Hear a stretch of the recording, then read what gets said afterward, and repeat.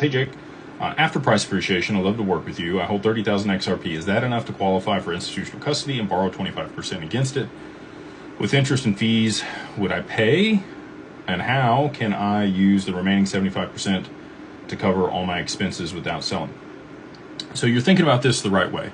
I think a lot of people will use a portion of their holdings after you've distributed it across a couple different entities for different purposes, depending on how much you have, to participate in some yield-bearing product that produces income for you, and also borrow against a portion of it that you can service the debt with from the income off of the other, while providing you additional income, and then you get that tax-free that you could draw down and do some bigger purchases or pay off debt or other things with.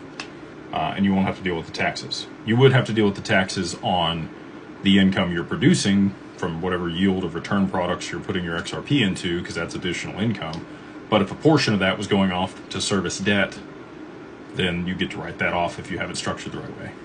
So I think you got it.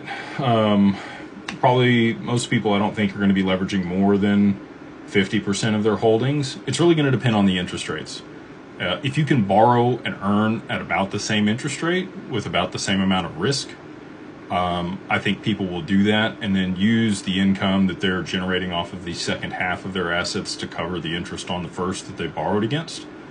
And that will pay that down over time. As it continues to appreciate, you would have a higher and more equity, basically, in your asset that you could draw debt against.